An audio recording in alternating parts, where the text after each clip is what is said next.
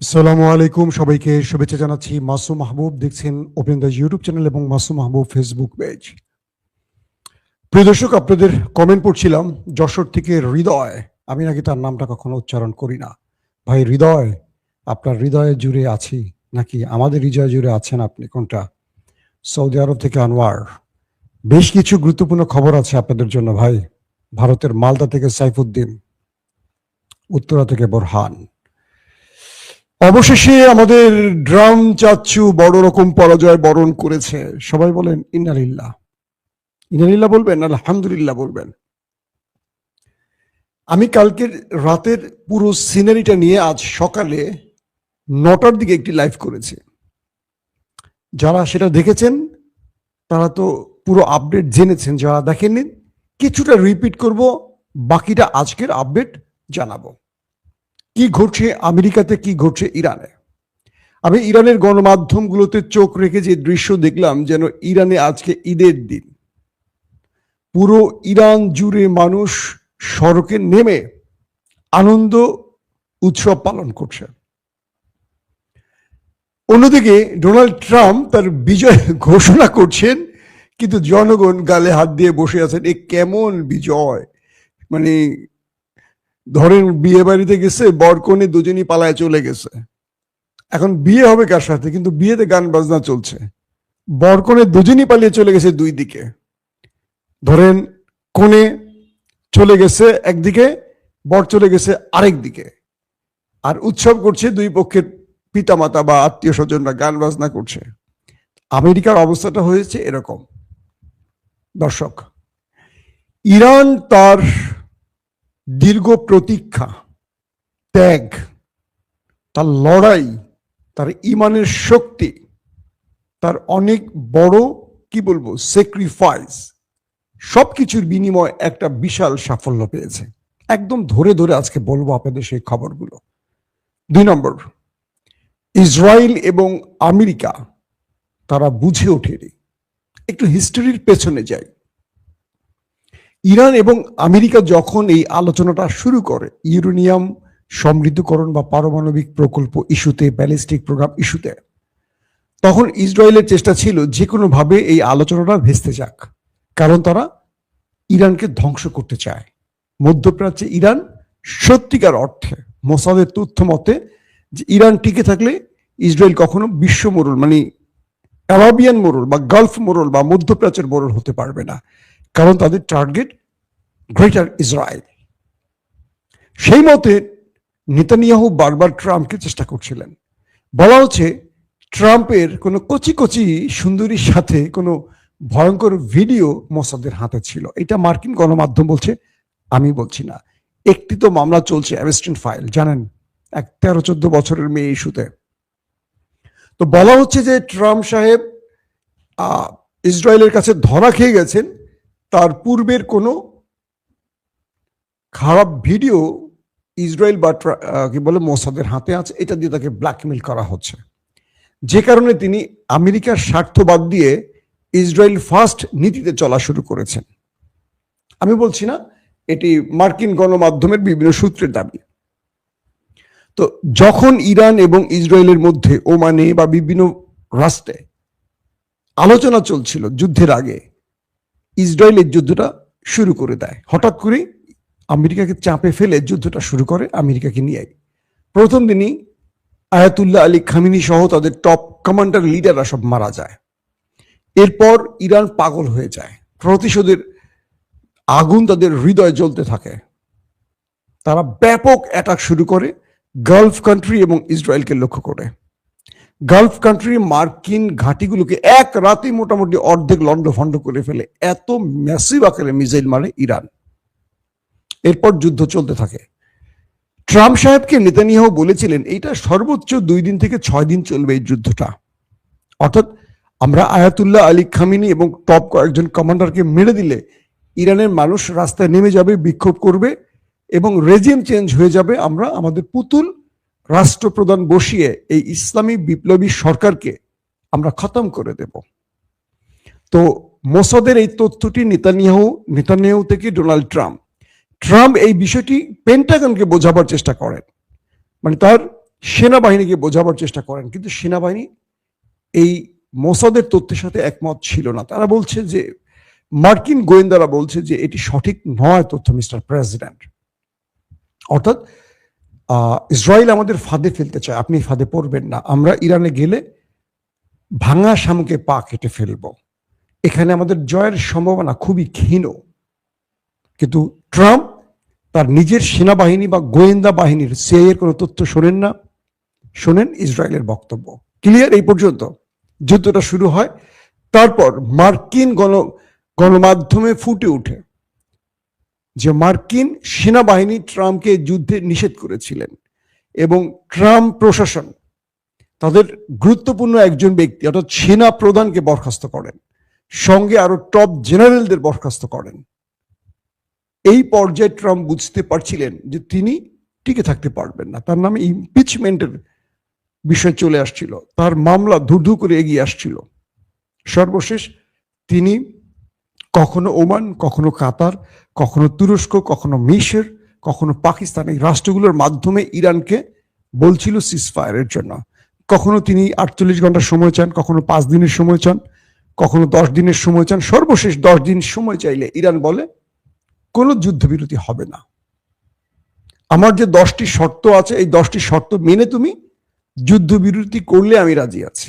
Trump জানেন যে 10টা মানলে তারা রাজনীতি থাকবে না, আগামী নির্বাচনে তিনি গোহারা হারবেন।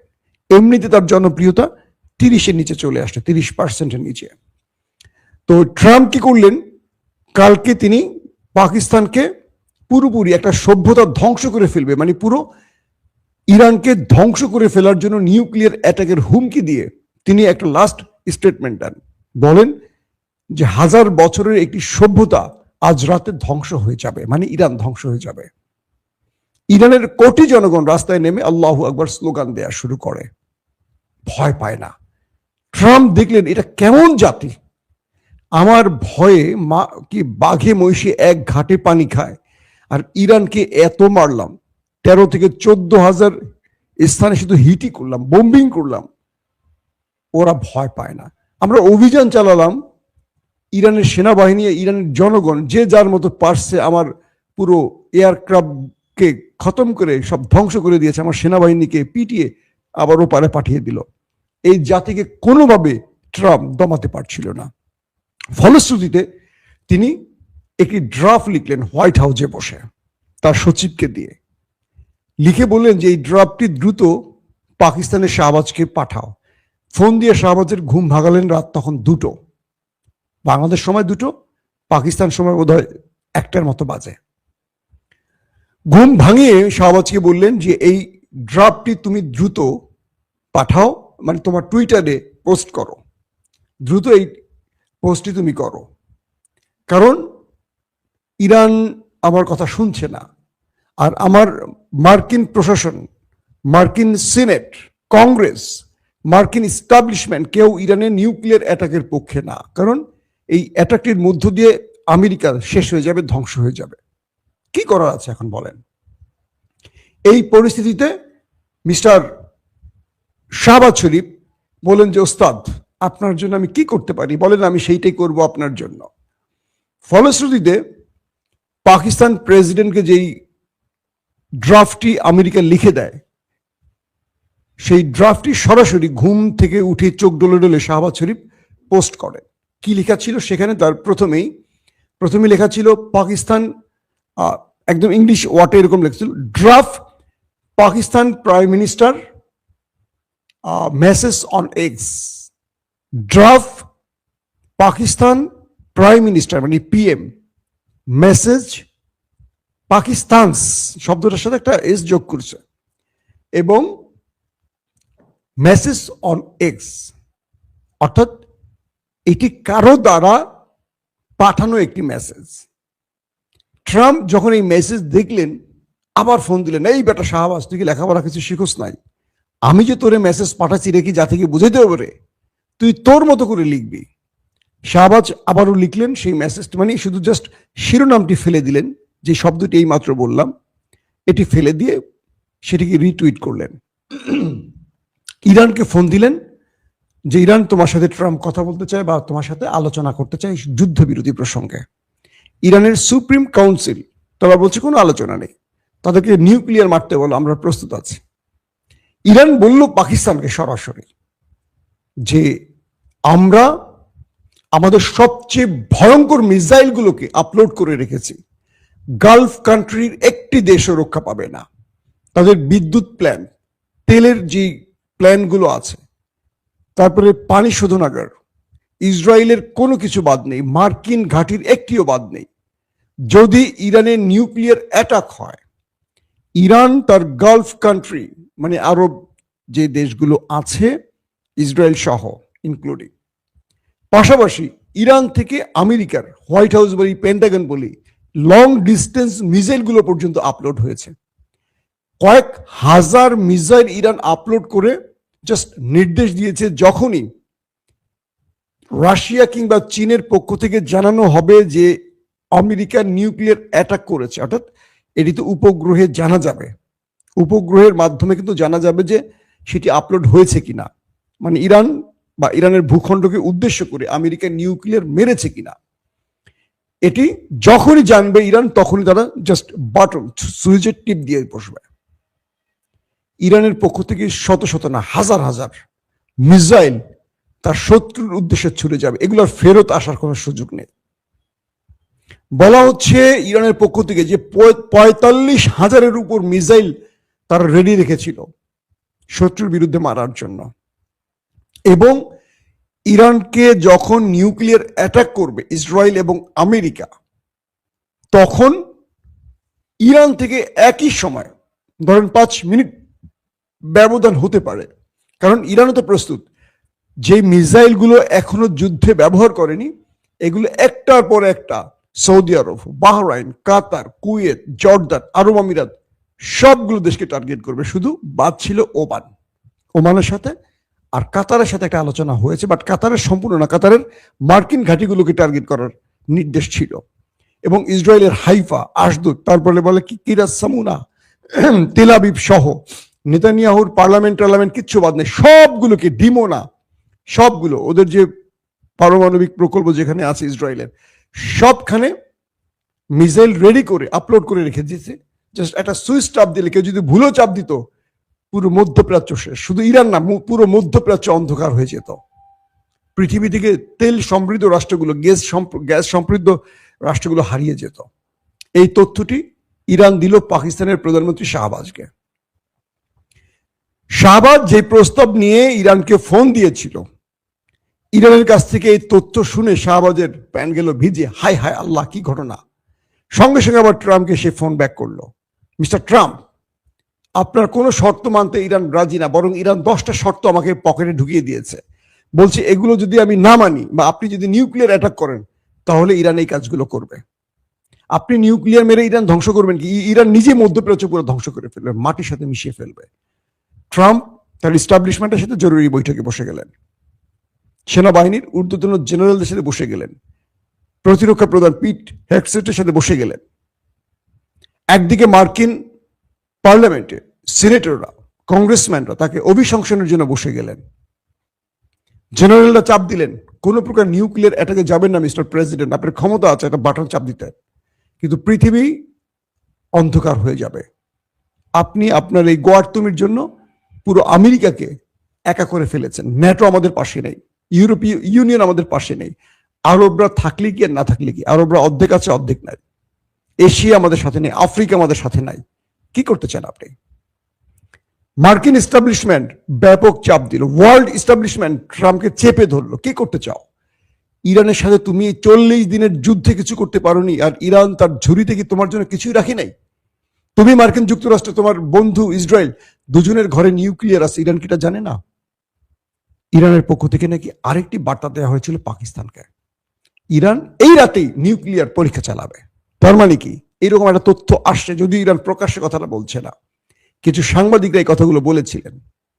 পাকিস্তান এই সংবাদগুলো প্রচার করে আবার বন্ধ করে দিয়েছে এস্টাবলিশমেন্টের নির্দেশে। তো বলা হচ্ছে যে ইরান শুধু মিসাইল না, প্রথমেই তারা নিউক্লিয়ার পরীক্ষা চালাতো। নিউক্লিয়ার পরীক্ষা মানে কি? তার মানে ইরান তার নিউক্লিয়ারও সেট করেছিল ইসরায়েল বা গালফ কান্ট্রিকে টার্গেট করে। অবশেষে ট্রাম্প ইরানের 10টি শর্ত মানতে রাজি হয়ে গেছেন। এই 10টি শর্ত কি আমি আপনাদের ডিটেল বলে দিয়েছি আমার আগের ভিডিওতে, এখন বলবো না, প্রয়োজনে রাতের ভিডিওতে আরেকবার বলবো। এখন এই লড়াইয়ের মাধ্যমে কি হলো, যেমন ইরানের পররাষ্ট্রমন্ত্রী আব্বাস আরাকচি বলছেন আমরা পাকিস্তানকে কৃতজ্ঞতা জানাই, তারা চেষ্টা করেছে। তবে আমরা এইটুকু বলতে চাই, আমাদের যে 10টি শর্ত আছে যুদ্ধবিরতির, এগুলো অক্ষরে অক্ষরে মানতে হবে। যদি না মানে আমরা আবার অ্যাটাক শুরু করে দেব। কি বলে, আমেরিকার সাথে আমাদের কোনো মানে কি দহরম মহরমের সুযোগ নেই।